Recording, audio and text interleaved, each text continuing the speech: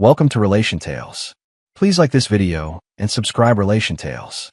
We're grateful for each and every one of you. Let us know where in the world you're tuning in from. We'd love to hear from you in the comments. Let's begin. There's a strange moment in every marriage when silence becomes louder than words. When you can feel someone slipping away, even as they smile beside you. For me, that moment started months ago. Lydia and I used to be the kind of couple people envied. We had a small home near the coast, a coffee routine that never changed, and dreams that once felt shared. She'd make pancakes on Sundays, hum old Taylor Swift songs under her breath, and tease me about my black coffee addiction. Life wasn't perfect, but it was ours. Then something shifted. At first, it was small, missed dinners, her phone lighting up at midnight, a new perfume I hadn't bought. She'd laugh it off, say, "Relax, Derek, not everything's suspicious." But her eyes always flickered away before she finished that sentence. And that flicker, God, it said everything words didn't. I started noticing things I'd never cared to before. How she smiled a little too long at her phone. How she suddenly became too busy to talk. How she'd leave early for work but come home hours late, claiming traffic, even when I knew every shortcut in town. She'd walk through the door smelling like rain and hotel soap. And when I'd ask if everything was all right, she'd just place a hand on my chest, whisper, "I'm just tired, babe," and disappear into the shower before I could press further. I wanted to believe her. I really did. Because believing her meant I didn't have to face the idea that the woman I loved was already halfway gone. For weeks, I told myself I was imagining it. We were both working too hard. Her marketing job at Westridge Motors had been demanding lately. Deadlines, clients, pressure. That's what she said. But love doesn't die from work stress. It dies from secrets. One night, I came home early from my shift at the design firm. Lydia wasn't there. Her car wasn't either. On the table sat a half-finished cup of coffee, cold, and her phone charger still plugged into the wall. That's when it hit me. Her absences weren't random anymore. They were patterns, carefully chosen hours, the same nights each week. I tried confronting her once, just once. She smiled that too soft smile, the one she used to calm me when we first dated, and said, "You're reading too much into things, Derek. I just need some space lately. Please don't make it something it's not." I let it go. But that night, I barely slept. When she finally rolled into bed after midnight, she smelled faintly of cologne. Not mine. That was the moment the love I felt turned into quiet suspicion. And beneath that suspicion, something darker was brewing. Resolve.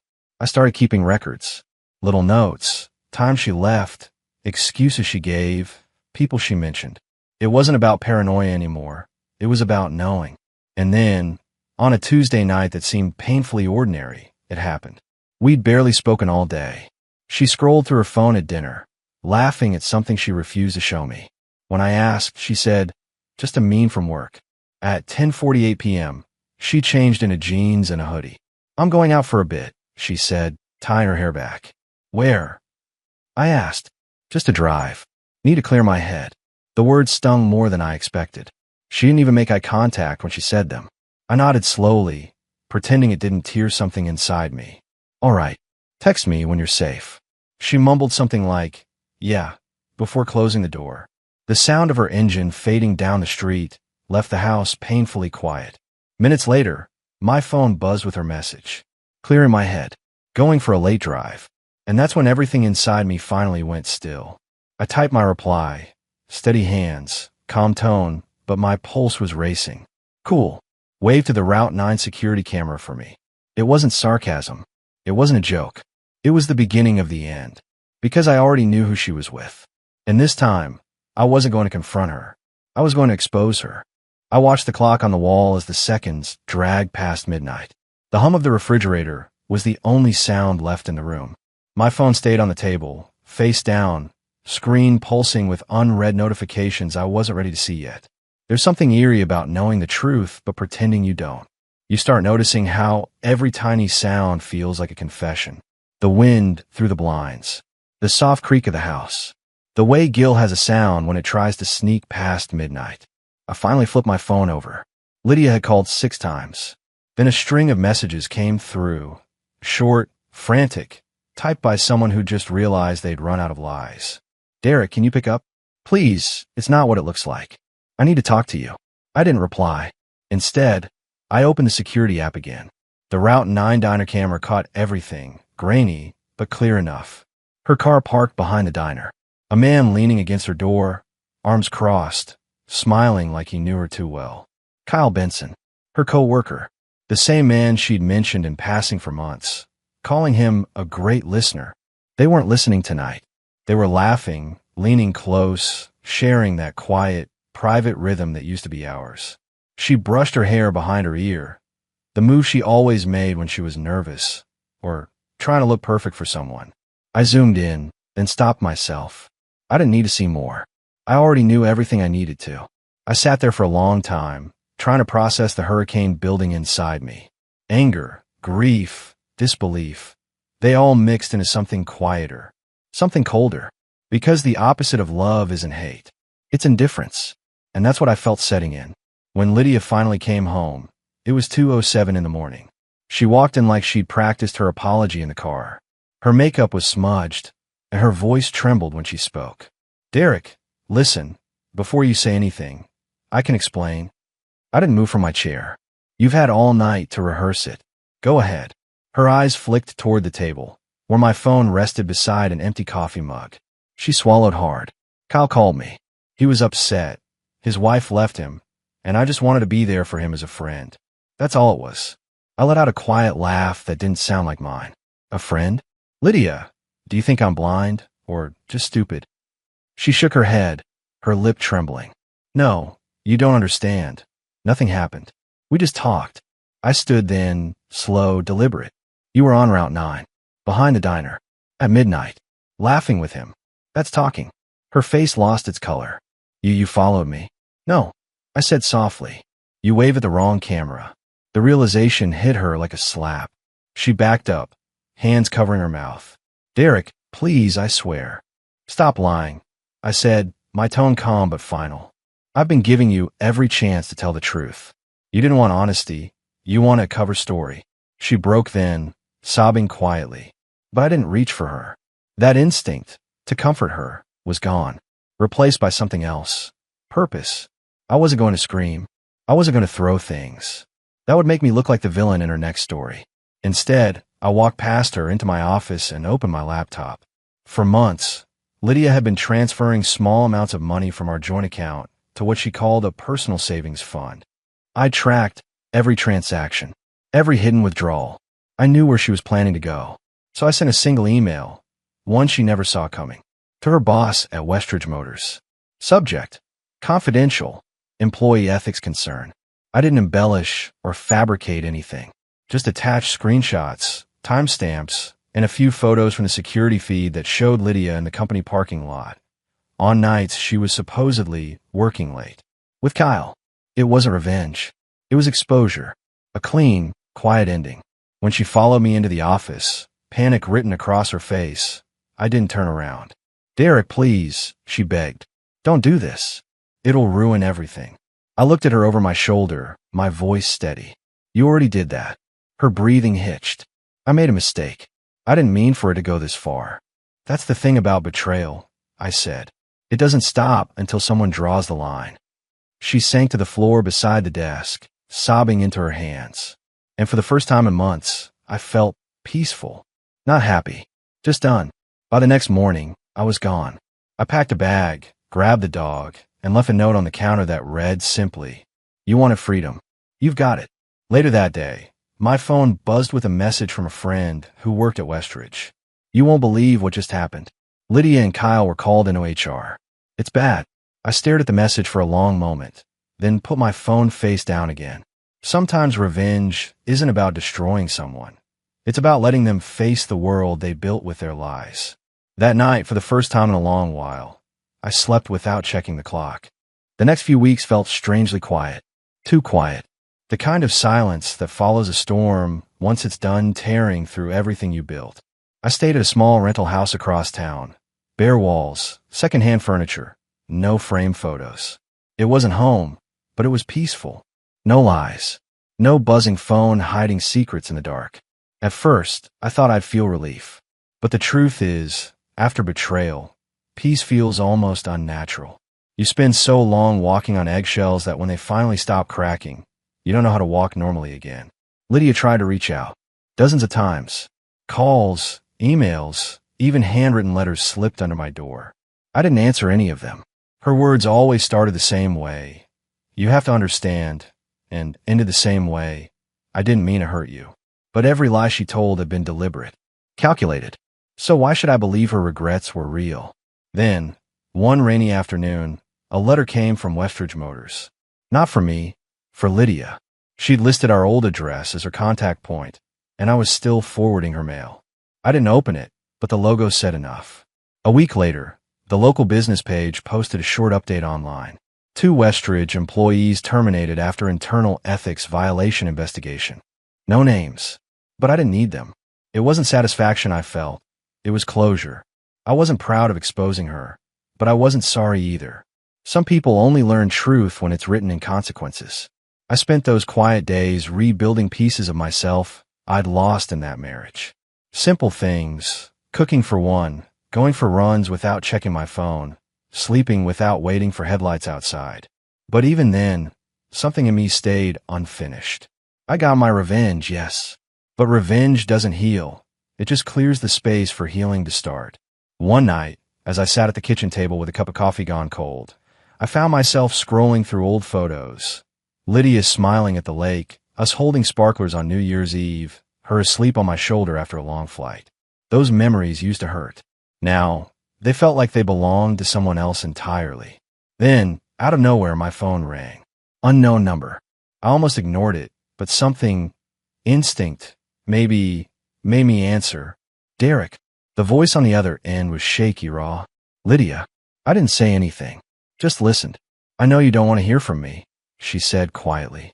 But I wanted to tell you I'm sorry. For everything. For lying. For making you feel small. For making you believe I was someone worth trusting. The silence stretched between us. I finally spoke. You don't owe me an apology, Lydia. You owe it to yourself. You let something real die for something that was never going to last. Her breath hitched. I lost my job. Kyle left town. My parents won't even talk to me. I close my eyes. Actions catch up. They always do. I just wish, she whispered, you'd yelled. Or hated me. Anything. You just stop caring. That's worse. That's what happens, I said softly. When someone breaks what was sacred, you stop bleeding for them. There was a long pause. Are you happy now? She finally asked. No, I said, but I'm free. And that was the truth. When I hung up, I didn't feel anger or triumph. I just felt empty space where pain used to live. Over time, I started focusing on things that didn't revolve around loss. My work, my friends, the small design studio I dreamed of opening but never dared while married. I named it Route 9 Design. A quiet nod to the night, everything changed. Funny thing about betrayal. It teaches you more about loyalty than any faithful day ever could. Months passed. Life found its rhythm again. I started smiling more easily, laughing without guilt. People around me began noticing. You look lighter, one of my colleagues said. I finally dropped some weight. I joked. About 120 pounds of lies. But the truth is, Lydia's betrayal gave me something she never could. Clarity. It made me realize that love isn't proven by loyalty when things are easy. It's proven by consistency when no one's watching. And she failed that test miserably. A year later, I heard through a mutual friend that Lydia had moved to another city, working a small job, keeping to herself. She'd changed her number, deleted her social media, disappeared from the world we once shared. For a moment, I felt something close to pity. But then I remembered every night she chose someone else's company over honesty, and that pity faded into quiet acceptance. She once said she wanted freedom, and she got it, just not the kind she imagined. Me? I finally found mine too. Not in revenge, not in her downfall, but in the quiet realization that I could love again, just not her. Because the best revenge isn't ruining someone's life. It's living yours so well, they realize they never deserve to be part of it. That night, I stood by the window of my new apartment, city lights flickering against the glass, and whispered a single sentence to the reflection looking back at me. You survived it, Derek. And you didn't lose yourself doing it. For the first time since that text message on Route 9, I truly believed it. 6 months later, I found myself driving down the same stretch of highway that had once shattered my peace, Route 9. The same neon diner sign blinked against the night sky. The same traffic lights hummed in the distance. But everything felt different now. The ghosts that once haunted this road were finally quiet. I wasn't chasing answers anymore. I wasn't watching the security feed or checking timestamps on my phone. I was just living. And for the first time in years, that felt enough. A small design project I'd started in my living room had grown faster than I ever imagined. Route 9 Design now had its own office, a modest space filled with sketches, coffee cups, and people who believed in me. There was laughter again, even music playing while we worked. And every once in a while, when someone asked about the company's name, I'd just smile and say, "It's where I found my truth." One afternoon, as I was closing up, a delivery woman came by with a package. She looked about my age, kind eyes, messy ponytail, easy smile.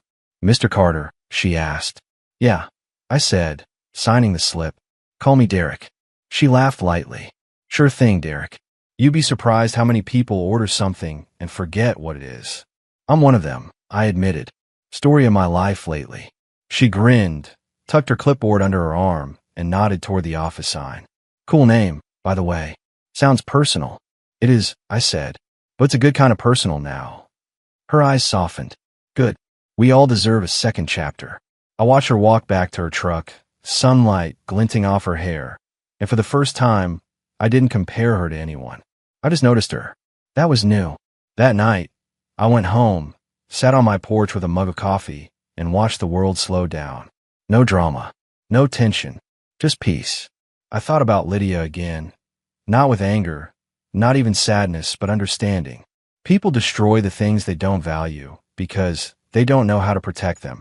She'd made her choice, and I'd made mine, to rebuild instead of rot. A few weeks later, an envelope arrived. No return address, but I recognized the handwriting immediately. "Lydia." I hesitated, then opened it. Inside was a short letter and a photo. She looked older, thinner, but there was something in her eyes, not guilt but growth. "Derek, I wanted to thank you, not for forgiving me, but for letting me face myself. Losing you forced me to finally look at who I became. I don't expect anything from you. I just hope you found the peace I couldn't give you. Lydia." I folded the letter slowly and tucked it into a drawer. Not out of sentiment, but closure. That chapter didn't deserve to be rewritten, only remembered. As the months passed, I started going out more, meeting new people, laughing again. The woman from the delivery company, her name was Rachel, dropped by occasionally with packages, and each time we talked a little longer. About work, music life. There were no sparks forced, no rush, no pretending. Just two people trying to exist without the weight of broken promises. One evening, as we sat on the porch drinking coffee, she asked quietly, "You ever think about what you'd say if you could go back?" To that night, the one that changed everything. I smiled faintly. Yeah, I'd tell my old self to stop chasing explanations. Sometimes, the truth doesn't need to be uncovered. It reveals itself when you stop looking. Rachel nodded. "Sounds like you learned the hard way." "The only way worth learning," I said. The sky dimmed into twilight, and the world felt still, not empty, but full in a new way. I looked out the road stretching ahead, the same road that once broke me, and realized something powerful.